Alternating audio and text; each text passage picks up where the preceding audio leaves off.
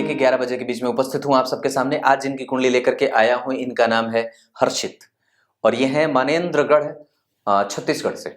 1989 का इनका date of birth है। और एक बात बताना चाहता हूं, NAKULPARASHARA इस नाम से आपको मैं इंस्टाग्राम पे मिल जाऊंगा और JYOTISHHILAKSHYA से मैं आपको प्ले स्टोर पे मिल जाऊंगा। ज्योतिष ही लक्ष्य नाम से हमारा प्ले स्टोर पे एप्लीकेशन है, उसे जरूर अपने मोबाइल में 20 MB का एप्लीकेशन है, डाउनलोड करिए और वहां से भी आप हमारे कार्यक्रम देख सकते हैं। और इंस्टाग्राम पे भी आप जरूर आइए, आपका वहां स्वागत है।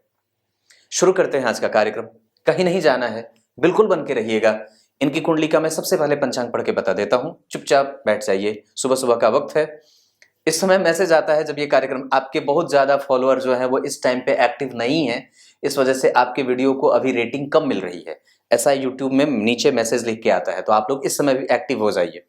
कार्तिक माह अश्विन माह में जन्मे होने के कारण दोनों ही महीने का प्रभाव व्यक्ति के ऊपर रहेगा और इस कारण से व्यक्ति जो होता है वो कई बार कई चीजों को लेकर के बहुत उग्र और बहुत शांत, मतलब दोनों में बैलेंस नहीं बना पाता, या फिर ये कह सकते हैं कि भाग्यशाली होता है लेकिन कई मुद्दों पर वो खुद को भाग्यहीन भी समझ लेता है। जीवन में ऐसे कई पहलू और तथ्य खुलेंगे जहां वो खुद को भाग्यशाली या भाग्यहीन समझ बैठेगा, भाग्यहीन ज्यादा समझ बैठता है। ऐसी स्थितियां होती हैं। दक्षिणायन में जन्मे होने के कारण व्यक्ति का प्रभाव पाप ग्रहों का ज्यादा, इस वजह से जीवन में कष्ट की स्थिति थोड़ी होती है, आरंभ ज्यादा दिक्कत से गुजरता है। शरद ऋतु में जन्मे होने के कारण, दक्षिणायन के कारण आत्मबल भी कमजोर होता है और यहाँ पे जितने भी पापक ग्रह हैं, जैसे सूर्य हुए, जैसे शनि हुए, राहु हुए, केतु हुए, मंगल हुए, इनका प्रभाव ज्यादा बढ़ जाएगा और ऐसी स्थिति में व्यक्ति को मशक्कत भी करनी पड़ती है। हालांकि व्यक्ति जो है वो बुरी बुरी परिस्थितियों से लड़ता हुआ अच्छाई को प्राप्त करता है और दूसरों को देने के लिए हमेशा ही तत्पर होता है। क्लियर है? शरद ऋतु में जन्मे होने के कारण वजन बढ़ने की समस्या हो सकती है उम्र बढ़ने के साथ साथ, इस वजह से इस पे ध्यान रखने की आवश्यकता है। विस्तर का सुख व्यक्ति को पूरा भोगता है। शनिवार के जन्मे होने के कारण आलस्य बढ़ता है, प्रमाद बढ़ता है और कुंठा का भाव भी जागृत होता है। जीवन में लक्ष्य को कई बार व्यक्ति जब प्राप्त नहीं करेगा तो कुंठा से ग्रसित हो जाएगा। इस वजह से जब लक्ष्य प्राप्त करने की इच्छा है तो उसके हिसाब से आपको मेहनत भी करने की आवश्यकता है, क्योंकि ये कुंडली ये बता रही है कि व्यक्ति जिस हिसाब से आगे बढ़ना चाहता है उस हिसाब से वो मेहनत नहीं कर रहा है या और भी मेहनत को बढ़ाने की आवश्यकता है। ये प्रबल रूप से मैं ये बात कह देता हूं। कृष्ण पक्ष के अष्टमी तिथि के चंद्रमा जन्म कुंडली में शुभ ग्रह का परिणाम करेंगे। ऐसी अवस्था में व्यक्ति को एक बंधी हुई आय मिल जाती है। अगर व्यक्ति चाहे तो सरकारी नौकरी का भी प्रयास 100% कर सकता है। क्लियर है? कृष्ण पक्ष में जन्मे होने के कारण अपनी वाणी पे कंट्रोल करने की आवश्यकता और किसी को भी बुरा भला बोलने से पहले विचार करना होगा। अब बुरा तो आप किसी को बोल नहीं सकते, उस पर तो हमेशा विचार करना है, ये बात पक्की है। पुनर्वसु नक्षत्र में जन्मे होने के कारण एक बार बहुत बढ़िया हो, फिर बहुत बुरा होता है या फिर बहुत अच्छा हो जाता है, मतलब पुनर्वास होता रहता है। कहने का तात्पर्य यह है कि पुनर्वसु नक्षत्र में जन्मा व्यक्ति गुरुवत होता है, ये गुरु का नक्षत्र। और सबसे जो अच्छी बात कि इस कुंडली में ये देखिए, मकर लग्न की कुंडली पश्चिम दिशा की तरफ जाना चाहिए या दक्षिण दिशा की तरफ भी जाना चाहिए। ये दो दिशाएं आपके लिए ज्यादा लाभकारी हो सकती हैं। इस कुंडली के लिए मैं जो बात कहूंगा उसमें ये बात कहूंगा कि आपकी कुंडली के लिए मेष राशि, सिंह राशि, धनु राशि और कुंभ राशि, इन लोगों से कभी भी शत्रुता नहीं करनी चाहिए। बाकी आपके लिए वृषभ राशि के लोग, कन्या राशि के लोग, वृश्चिक राशि के लोग अच्छे हो सकते हैं। 8 तारीख अच्छी हो सकती है, शनिवार का दिन अच्छा हो सकता है, शुक्रवार का दिन अच्छा हो सकता है। क्लियर है? 8 अंक मैंने कहा, 8 तारीख, 17 तारीख, 26 तारीख, ये अच्छे होंगे। सिद्ध योग में जन्मे होने के कारण व्यक्ति कार्मिक है, मिट्टी भी छू दे तो सोना बन जाए और जो भी काम उसको हाथ में दिया जाता है उसको कर लेने का मतलब, अगर आप ये नहीं कर पा रहे हैं तो मेरे कहने का मतलब ये है कि आपको करने का प्रयास करना चाहिए। जो भी रिस्पॉन्सिबिलिटी आपको मिल रही है उसको 100% पूरा करने का पूरा दमखम रखिए, क्योंकि आपकी कुंडली में ये योग बना हुआ है। सिद्ध योग में जन्मा व्यक्ति, उसको हाथ में जो काम दिया जाएगा वो संपूर्ण पूरा कर लेता है। ब्राह्मण वर्ण और देवगण के होने के कारण व्यक्ति के पास ब्राह्मणत्व का पालन करने का और शुद्ध है, धार्मिक है, उसका नेचर झगड़ालू नहीं है, वो प्रवृत्ति में जो है वो दानी है, परोपकारी है, उद्यमी है और अपने मेहनत पे भरोसा करना चाहता है, कभी किसी को छीन करके, झपट करके, किसी को सता करके, बुरे कर्मों के द्वारा धन नहीं कमाएगा। मेहनत के बल पे ही उसका धन और धर्म चलता है। साथ ही साथ व्यक्ति जो है वो सबके हिसाब से अनुकूल होता है, किसी के लिए कभी भी प्रतिकूल नहीं होता। ये इनका पंचांग है। पर इसमें सबसे अच्छी बात क्या हो सकती है? इसमें सबसे अच्छी बात है कि व्यक्ति का जन्म शुक्ल पक्ष के अष्टमी कृष्ण पक्ष के अष्टमी सप्तमी का है। इस हिसाब से चंद्रमा बढ़िया है, शुभ ग्रह बनेंगे।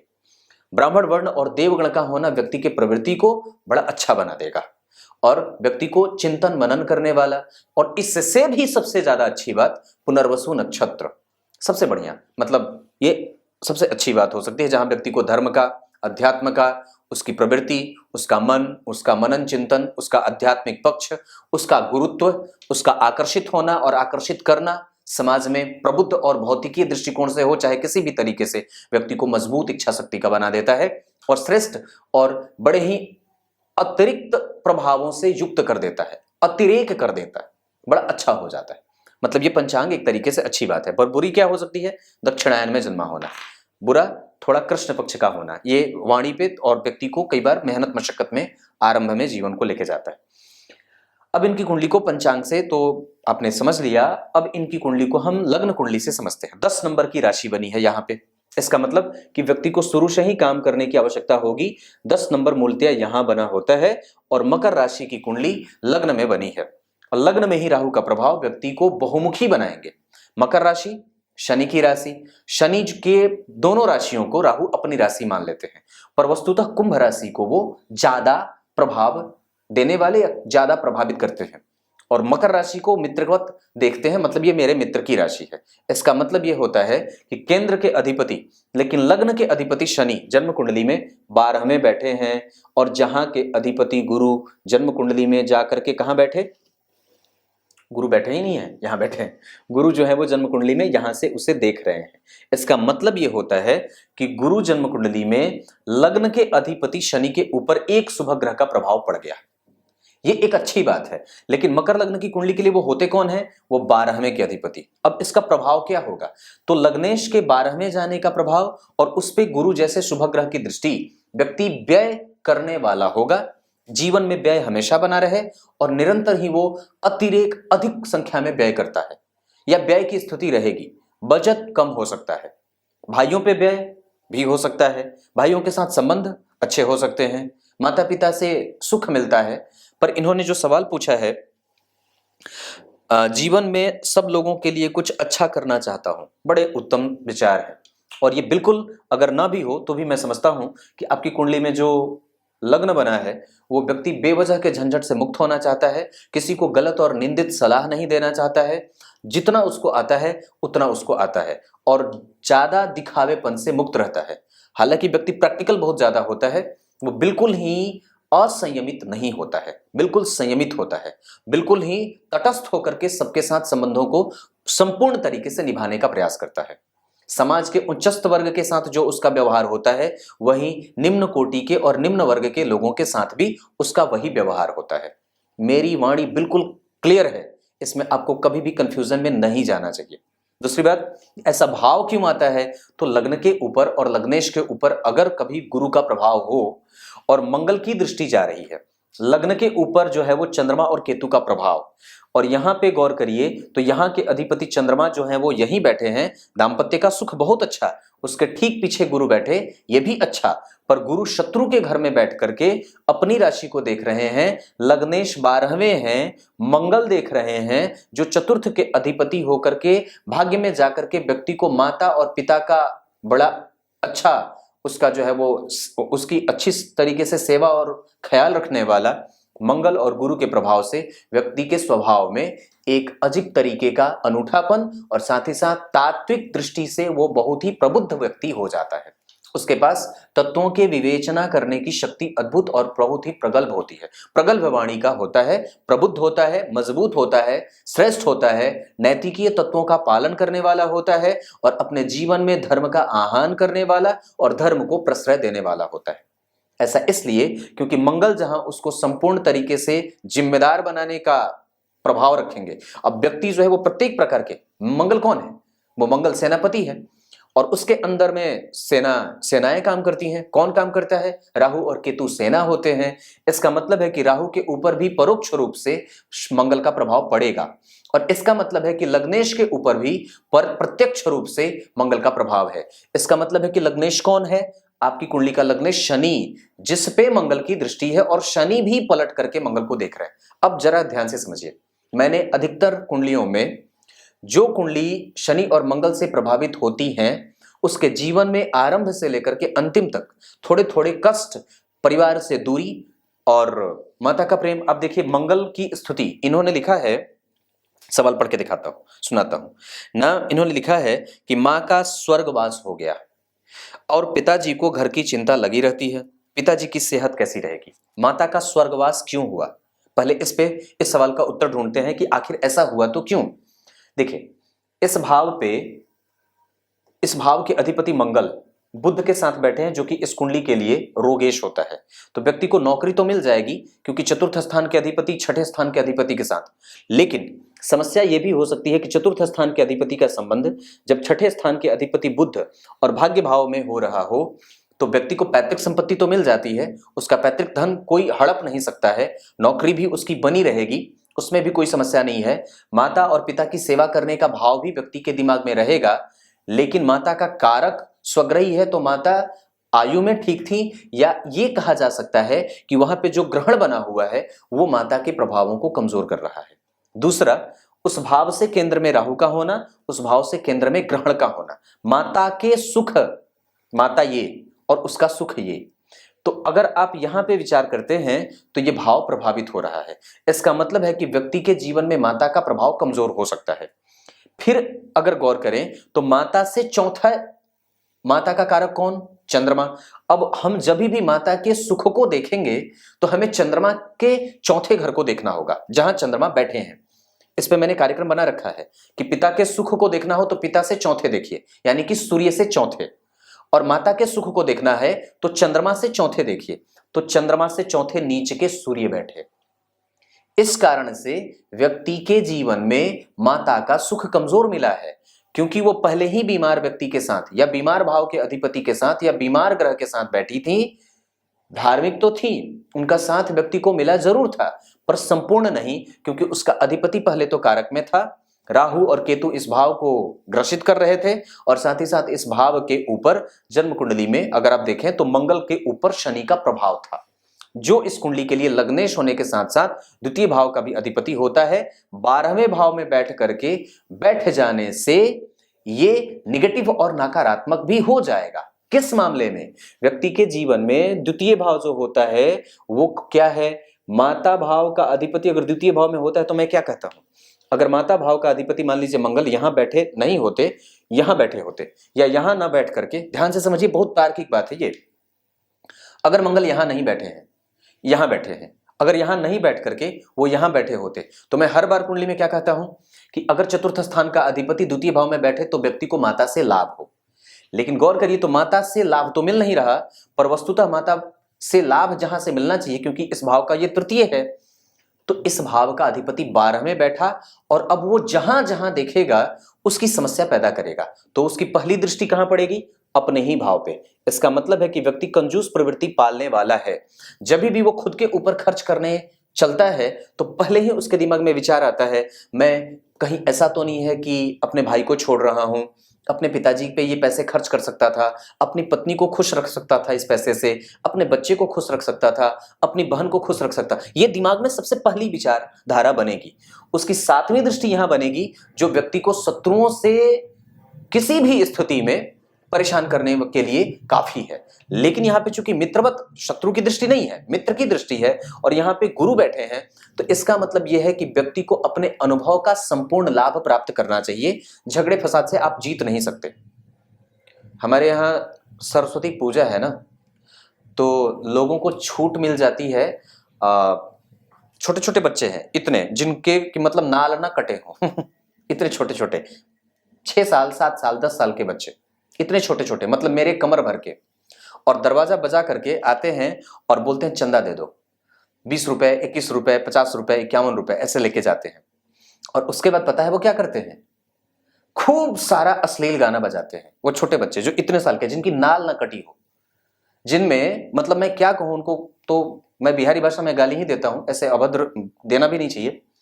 इतने छोटे बच्चे जो मेरी कमर के हाइट के हैं, वो लोग ये यहां से निकल रहे हैं, यहां से बगल से, मेरी जो मेरा जो मैं जहां रहता हूं ठीक सड़क के निकट है। और इस तरीके के बच्चे इतने अश्लील गाने बजाते हैं कि आप सोच नहीं सकते। और उनकी हरकतें देख करके कि मन तो करता है कि वहीं 2 थप्पड़ लगा दो, उठा के पटक दो। क्रोध आता है, क्योंकि सोच के देखिए कि ये कौन से लोग हैं जिनको ये अधिकार मिला हुआ है कि आप दूसरों से चंदा बटोर करके सरस्वती पूजा करते हैं और सरस्वती जी के ठेले को किनारे ठेल करके और अश्लील गाने पे नाच करते हैं। इसको ये अधिकार मिला कहां से है? मुझे तो यही बात अभी तक समझ में नहीं आई, क्योंकि सरस्वती जी के गाने तो कभी बजते नहीं हैं शुरू से ही। अब अभी से ही होली के गाने, बिहार तो वैसे भी इस चीज के लिए बदनाम है, तो ये बात है, यहाँ पे यही होता है और ये धूम धड़ाका बनी रहेगी। अब मैं रोकूं तो कब कितना रोकूं? अगर मैं वीडियो बनाने रुकूंगा तो फिर मुझे विलंब हो जाएगा। तो आप लोगों को पीछे से होली के गाने बजेंगे, वो सुनते रहिए, मजे लेते रहिए, क्योंकि यहाँ कुछ होने वाला है नहीं, मैं तो ले रहा हूं। तो यहाँ पे ये स्थिति है। तो यहाँ पे ये स्थिति कहने का मतलब यह है कि व्यक्ति को शत्रुओं से कभी भी झगड़ा करके नहीं जीतना चाहिए और अपने आप को गलत कंपनी में नहीं रखना चाहिए।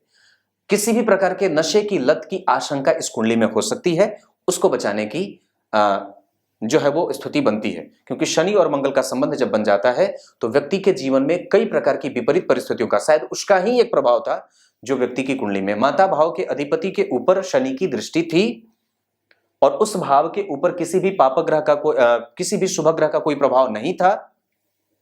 राहु की दृष्टि थी, इस भाव से राहु केंद्र में थे। नीच के सूर्य पिता के कष्ट के कारण बनते हैं और राहु की दृष्टि मंगल पे और साथ ही साथ माता के सुख भाव पे। इस कारण से व्यक्ति को माता का सुख कमजोर मिला। ये इस सवाल का उत्तर था। घर पे सब कैसा होगा आगे? बहुत बढ़िया सवाल पूछे हैं श्रीमान, बहुत अद्भुत, बहुत आनंद, बहुत अच्छा। घर भाव का अधिपति बढ़िया बैठा है, बुध के साथ बैठा है, अच्छा ही है। और आपकी कुंडली में दाम्पत्य ठीक है, दाम्पत्य से कोई परेशानी नहीं है। थोड़ी बहुत स्थिति केतु की दशा में परेशान करेगी, जो कि आने वाली है, जहां आपको अपने रोजगार को लेकर के बदलाव करने के संकेत मिल रहे हैं। जब तक एक नौकरी पूरी तरीके से फाइनल ना हो जाए, बनी बनाई नौकरी को मत छोड़िएगा। केतु की दशा 2028 से आएगी। अभी आप बुध की दशा में है, जहां थोड़े से विलंब और बीमार की स्थिति और रोग के साथ रहने की, हालांकि अब वो आप उस दशा से निकल चुके हैं। मैं समझता हूं कि अब ये 6 साल की जो दशा रहेगी वो आपके लिए अनुकूल ही है। और वो नवमांश कुंडली में भी केंद्र में बैठे हैं, त्रिकोण में बैठे हैं उस भाव के अधिपति के साथ, केंद्र के अधिपति होकर के। यहाँ पे भी वो जन्म कुंडली में जो बैठे हैं वो लग्न में ही बैठ रहे हैं। थोड़ी बहुत मशक्कत मिल सकती है, पर वहां पे सूर्य और गुरु का प्रभाव आपको एकाग्रता दे देंगे और आपके कर्म क्षेत्र को प्रभावित नहीं करेंगे। आपकी नौकरी यूं चलती रहेगी। अगर बदलना होगा तो केतु की दशा में बदल सकते हैं, पर वस्तुतः केतु की दशा में बदलाव होगा भी। उस समय काम का दबाव भी बढ़ेगा, कम पैसों पे हो सकता है कि नौकरी करनी पड़े या काम का दबाव बहुत ज्यादा रहे। इस वजह से कई बार ऐसी परिस्थिति बनेगी। लेकिन केतु की दशा में दाम्पत्य भी थोड़ा प्रभावित हो सकता है, अर्थ की समस्या बन सकती है। इस वजह से उस समय लाजवर्त और गणेश जी की पूजा और गणेश जी के मंत्रों का जप अभी से ही आपको चालू कर देना चाहिए। मैं ये बात सही तरीके से कह रहा हूं। आपकी कुंडली में मंगल 27 डिग्री के, सूर्य 4 डिग्री के और बुध जो है वो 20 डिग्री के हैं। अब आपकी कुंडली में 27 डिग्री के मंगल और 20 डिग्री के बुध, ये दोनों सूर्य से अस्त हो जाएंगे। तो मंगल जब अस्त होंगे तो अब जरा विचार से समझना, जो लोग कुंडली नहीं देखते हैं, वो जो कुंडली पे भरोसा नहीं करते, उन मूर्खों को मैं ये बात कहना चाहता हूं कि जन्म कुंडली में चतुर्थ स्थान का अधिपति जो कि माता, इस व्यक्ति की माता का कष्ट क्यों मिला था, ये फिर से साबित करता हूं। यहां का अधिपति अस्त था और जो ग्रह अस्त हो जाता है वो अपने कारक का परिणाम तो देता रहता है, लेकिन अधिपति जिस भाव का होता है उसका प्रभाव कमजोर हो जाता है। इस वजह से ही व्यक्ति के जीवन में माता का संपूर्ण सुख नहीं मिला। और बुध भी अस्त है, इस वजह से जन्म कुंडली में व्यक्ति के रोग से लड़ने की क्षमता कमजोर रही, रोग प्रतिरोधक क्षमता कमजोर रही, जिसके कारण माता को जो रोग हुआ उससे वो लड़ नहीं पाई या व्यक्ति स्वयं भी थोड़ा बहुत बीमार हो सकता है। लेकिन व्यक्ति के पास एकाग्रता की कमी नहीं है, व्यक्ति के पास बुद्धिमत्ता की कमी नहीं है, व्यक्ति के पास तार्किक क्षमता की कमी नहीं है, उसके पास चपलता की, चंचलता की, चालूपन होने की कोई कमजोरी नहीं है। उसका प्रभाव, उसके बुद्धिमान होने का प्रभाव, उसके अंदर जो तात्विक लक्षण होते हैं, उसके अंदर जो बॉस के प्रति एक एकाग्रता होती है, किसी बड़े के आदर करने का जो भाव होता है, वो बिल्कुल भी कम नहीं है, वो बिल्कुल ठीक है। इसका मतलब है कि बुद्ध की दशा अगर अस्त हो रहे हैं तो हमें सबसे ज्यादा किस पे ध्यान देना है? हमें सबसे ज्यादा ध्यान अपने दुश्मनों पे देना है, ताकि कोई उत्पन्न ना हो। सबको खुश करने का प्रयास आप नहीं कर सकते, पर हाँ, किसी को दुश्मन भी नहीं बना सकते। और दूसरे, अपने जीवन में धर्म का आह्वान और धर्म की जो स्थिति है वो बना करके रखना होगा। भौतिकवादी होना ज्यादा जरूरी नहीं है। आध्यात्मिक नेचर को और बहुत ही तार्किक रूप से धर्म को अपने जीवन में शामिल करके रखना होगा। जितना ज्यादा हो सके गणेश जी की पूजा, विष्णु सहस्त्र नाम का पाठ और भगवान कृष्ण की आराधना करिए। कृष्ण महिमा स्तोत्र का पाठ करिए। और साथ ही साथ एक बात और बता दूं, दशम स्थान में ही सूर्य नीच के हुए हैं, जिससे जहां के अधिपति शुक्र जो है वो वृश्चिक राशि में बैठे हैं। तो सप्तम भाव में अगर सूर्य नीच के होते तो रोजगार को कमजोर करते, लेकिन दशम स्थान में नीच के हुए हैं, इस वजह से वो बॉस के साथ और पिता के साथ, और पिता को चिंता और पितृपक्ष या व्यक्ति का आत्मबल या व्यक्ति की कुंडली में उसके हृदय क्षेत्र को या उसकी आत्मा को प्रभावित कर सकते हैं। इसका मतलब यह होता है कि व्यक्ति को अपने आत्मबल पे काम करने की आवश्यकता है। और साथ ही साथ वो सूर्य चित्रा नक्षत्र में बैठे हैं, जिसका अधिपति मंगल आपको कई बार बहुत ज्यादा उग्र रूप धारण करने वाला बना देता है। लेकिन व्यक्ति के पास साहस है, बल है, पराक्रम है, यश, कीर्तिमान, सम्मान, पद, प्रतिष्ठा की स्थिति में थोड़ी बहुत कमजोरी देख रहा हूं, क्योंकि यहां के अधिपति शुक्र उसे देख रहे हैं तो वो जरूर दे देंगे, लेकिन इसमें सहयोग शुद्ध रूप से सूर्य को करना पड़ता है, जो कि कमजोर है। इस वजह से व्यक्ति के अंदर पुरातात्विक जो लक्षण होते हैं, पैतृक धन और संपत्ति होती है, उसमें कई बार कमजोरी देखी जाती है। व्यक्ति को खुद से ही उसे क्रिएट करना पड़ता है। वो बंधी बंधी आय मिलती तो है, लेकिन अष्टम भाव के अधिपति होने के कारण व्यक्ति को कई बार सूक्ष्म ज्ञान की कमी देखी जाती है। यहां पे इस भाव के अधिपति 12वें, धन मिलेगा और वो है, उसकी स्थिति कमजोर नहीं है। यहां पे यहाँ की बात बताई, माता के स्वास्थ्य को कैसे और माता को कैसे छीन रहे थे। यहाँ पे सूर्य नीच के हैं, अपने आत्मबल को कमजोर मत होने दीजिएगा। और अगर हो सके तो सूर्य के 108 नामों का जो स्तोत्र है उसका पठन जरूर किया करिए, रविवार के रविवार, या कम से कम किसी पूर्णिमा को या अमावस्या को भी कर सकते हैं।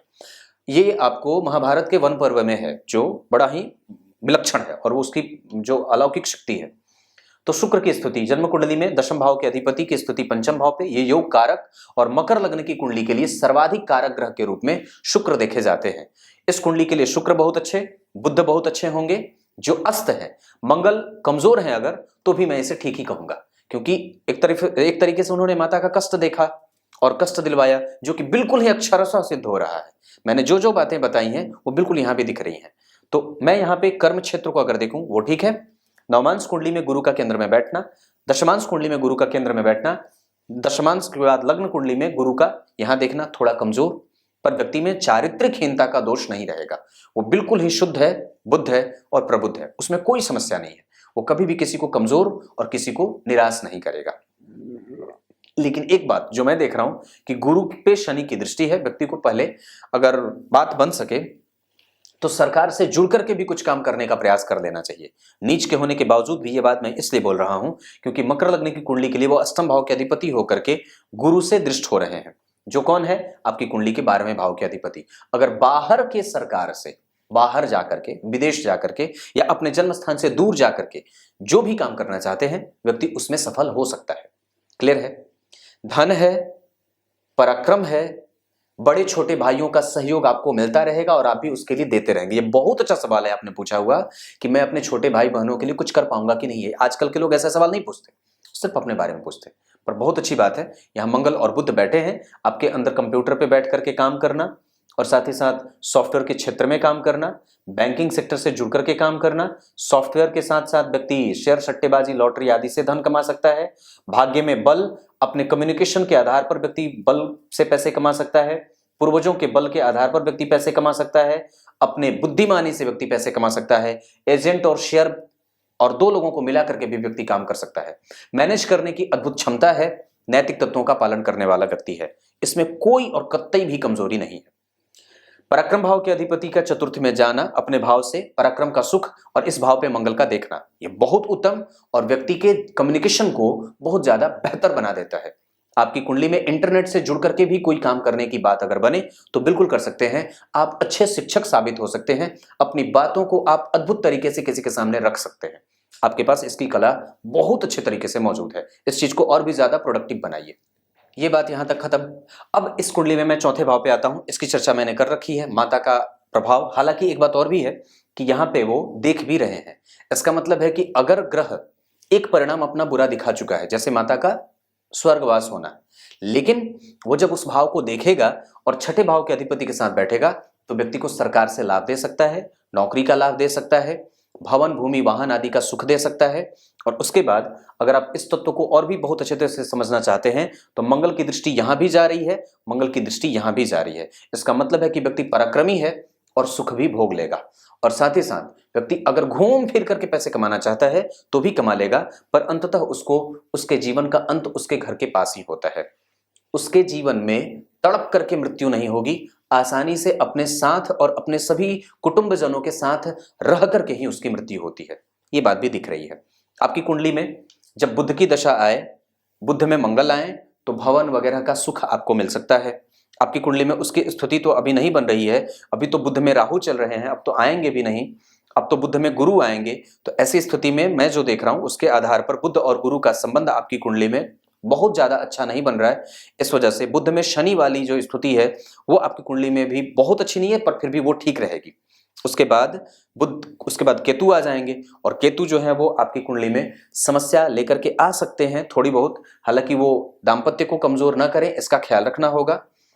पत्नी का ख्याल रखिएगा, अपने बच्चों का ख्याल रखिएगा, अपनी नौकरी का ख्याल रखिएगा। उस समय एक लाजवर्त धारण कर लीजिएगा, क्योंकि यहाँ पे अंतर बहुत ज्यादा है दोनों की डिग्रियों में, पर फिर भी वो परेशान कर सकते हैं, यहाँ पे अच्छे नहीं है वो। उसके बाद इतनी बात रही, पंचम भाव के अधिपति पंचम को देख रहे हैं। व्यक्ति अपने समाज में और अपने पिता का प्रेम, ये पिता के प्रेम का भाव होता है, क्योंकि यहाँ के अधिपति जो है वो शुक्र इसे देख रहे हैं और जन्म कुंडली में वो इस कुंडली के कारक होते हैं। इस वजह से पिता का प्रभाव व्यक्ति के पास रहा और पिता का प्रेम निश्चलता से मिलता रहता है। इस भाव से त्रिकोण में मंगल और बुध, और स्वग्रही बुध जहां व्यक्ति को भाग्यशाली बना रहे थे, वहीं पे साथ ही साथ इस भाव से तृतीयस्थ चंद्रमा और केतु बैठे होकर के इस भाव के प्रभाव को चिंतित कर रहे थे, मतलब पिता के प्रेम को चिंतित कर रहे थे। ये बात भी दिखती है। इस भाव के ठीक आगे गुरु का बैठना, पिता से व्यक्ति को हमेशा लाभ और धन की प्राप्ति होती रहती है। और व्यक्ति जब भी फंसता है तो पिता उबारने का काम कर देते हैं। व्यक्ति को पेट का रोग हो सकता है, इस बात पे ध्यान रखने की आवश्यकता है। साथ ही साथ एक बात और बता दूं, गुरु गैस्ट्रिक पेशेंट व्यक्ति ना हो, इस बात का ध्यान रखना होगा। एक बात और बता दूं, अगर आपकी कुंडली में मैं जो देख रहा हूं उसमें चतुर्थ स्थान के अधिपति आप हैं, बड़े निश्चल हैं, बड़े अच्छे, क्योंकि चतुर्थ स्थान के अधिपति बुध जैसे ग्रह के साथ बैठे हैं। ऐसी स्थिति में व्यक्ति छलिया नहीं होता है, रिलायबल होता है, मजबूत होता है और किसी पे भी जिसका दामन थाम ले उसको छोड़ता नहीं है। तो आपकी पत्नी बड़ी भाग्यशाली होंगी जिसने आपको पाया है। बस केतु की दशा को निकाल लेना, इतनी बात कहूंगा। इस भाव के अधिपति के ऊपर शनि का प्रभाव है, इस वजह से संतान को लेकर के कभी कोई मशक्कत ना करनी पड़े। इस वजह से एक अच्छे मुहूर्त में ही संतान का प्रयास भी करना चाहिए, मैं खुल के बोलता हूं। दूसरे नंबर पे आपकी कुंडली में छठे भाव के अधिपति और भाग्य भाव के अधिपति एक साथ, अगर छठे भाव के अधिपति के साथ चतुर्थेश का संबंध बन रहा है, इस वजह से घर से कई बार व्यक्ति जब घर वगैरह खरीदने चलता है तो दिक्कत भी होती है, लेकिन उसी दशा काल में व्यक्ति पूरी भी कर लेता है। आगे आपकी कुंडली में आप अगर भवन वगैरह भी खरीदना चाहें तो 2030 में भी एक स्थिति बन रही है। उसके बाद आपकी कुंडली में 2028 में भी एक स्थिति बन रही है, जहां आप कुछ अच्छा या कुछ बड़ा काम करना चाहें तो कर सकते हैं। इस कुंडली में चंद्रमा की दशा जब भी चलेगी, जैसे केतु में चंद्रमा आए या जब कभी भी चंद्रमा का अंतर किसी भी ग्रह की दशा में आए, तो व्यक्ति जो है वो अपने जीवन में रोजगार को बदल सकता है, रोजगार से संबंधित नए अवसर उसको मिल सकते हैं और साथ ही साथ वो अपना कुछ कारोबार भी स्थापित कर सकता है। आप जिस क्षेत्र में काम कर रहे हैं उसके आधार पर मैं आपको नौकरी ही करने को कहूंगा। सरकार वाले जो भाव है वहां पे कमजोर होने के कारण, लेकिन फिर भी अष्टमे से और गुरु से देखे जा रहे हैं, तो व्यक्ति को बहुत ज्यादा तो नहीं पर प्राइवेट नौकरी भी ठीक ठाक चलेगी, उसमें कोई समस्या नहीं है। क्लियर है? दशमांश कुंडली बहुत अच्छी बनी है, यहां से ज्यादा अच्छी। यहां पे जो स्थिति आपको कमजोर दिख रही है वो नवांश कुंडली के बाद दशमांश कुंडली में बहुत अच्छी बन रही है। इस वजह से कि दशम स्थान के अधिपति लग्न में गुरु के साथ, यानी कि जो जन्म कुंडली में पंचमेश होते हैं, चंद्रमा बैठे बहुत अच्छा, मंगल है, इस वजह से दूर जाकर के व्यक्ति को नौकरी करनी पड़ती है। यहाँ पे शुक्र बैठे हैं, साहस उतना नहीं होता और व्यक्ति को घर की याद भी सताती रहती है। माता की याद हमेशा बनी रहेगी और उनका आशीर्वाद हमेशा आपके साथ है, क्योंकि माता भाव का अधिपति पितर के भाव में बैठा है।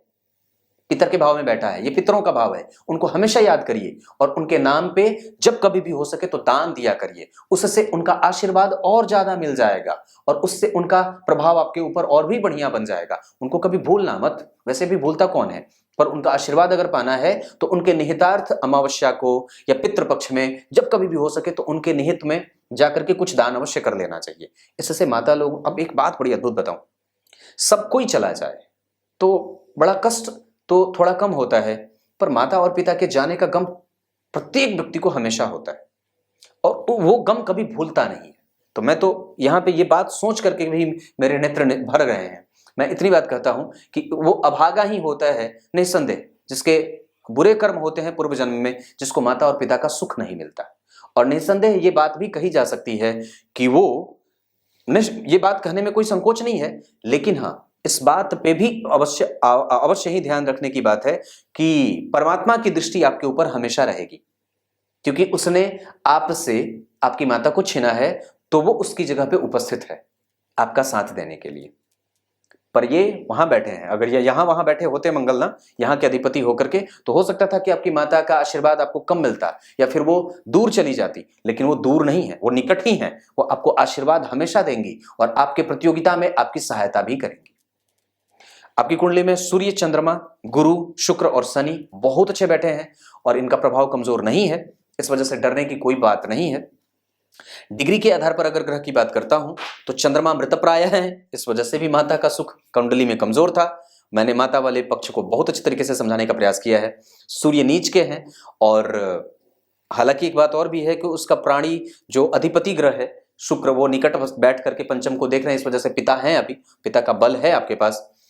माता के बाद पिता, पिता के बाद माता। मंगल जो है वो बहुत अच्छे हैं, भाइयों के साथ संबंध आपके कभी भी खराब नहीं होंगे, वो बिल्कुल ठीक है। भाई बहन का सुख आपकी कुंडली में मिलता रहेगा। बाकी आपकी कुंडली में बुध भी ठीक है, गुरु भी ठीक है, शुक्र भी ठीक है, शनि भी ठीक है, राहु केतु भी ठीक है। केतु राहु का प्रभाव 25% आपके पक्ष में रहेगा, इस वजह से उनकी दशा काल में आपको थोड़ा सावधान होना पड़ेगा।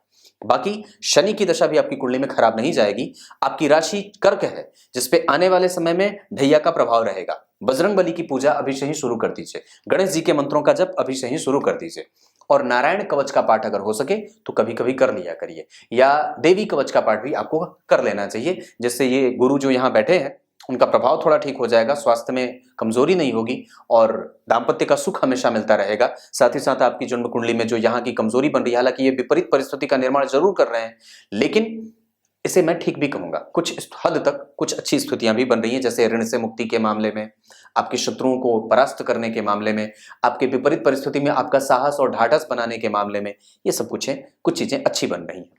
गुरु और चंद्रमा का द्विद्वादश, बातचीत कर लेनी चाहिए, दूसरों को भी अपने जीवन में महत्व जरूर दे देना चाहिए, समझने की स्थिति पैदा करिए, मन को एकाग्र करिए, आप शांत हैं और ये आपकी परिभाषा है। बस इतनी सी बात कहूंगा। कुंडली के सारे ग्रह लगभग इधर जा रहे हैं, इस वजह से उत्तरार्ध हमेशा अच्छा जाएगा और परिपक्व होंगे आप, प्रत्येक पल ही मजबूती को प्राप्त कर रहे हैं। कुंडली में नौकरी ठीक है, उस पे हमेशा ही इस बात का ध्यान रहे कि बॉस के साथ आपके संबंध खराब ना हो, किसी भी कानूनी पचड़े में अपने आप को मत डालिएगा और जितना जल्दी हो सके हाथ साफ करके निकल जाने का प्रयास करिएगा। आप भीरू नहीं हैं, पर भी डर करके कभी अगर कुछ काम करना हो तो कर सकते हैं, क्योंकि मंगल और बुध बैठे हैं तो आपके पास कम्युनिकेशन है। आप अपनी वाणी के प्रभाव पे, अपने बात करने के तरीके से किसी को भी अपने आप से मोहित कर सकते हैं। ये आपकी कुंडली की स्थिति है। इस कुंडली में दशा के आधार पर अगर मैं देखूं तो बुध की दशा और शुक्र की दशा बहुत अच्छी जाएगी और वो अपना संपूर्ण आपके जीवन में अच्छा करेगी। ये बात इतनी है। कुछ इसी तरीके से आज के कार्यक्रम का समापन करते हैं, तब तक के लिए इजाजत दीजिए। कल एक बार फिर से उपस्थित होंगे और शाम का कार्यक्रम अवश्य देखा करिए। तब तक के लिए बहुत बहुत नमस्कार।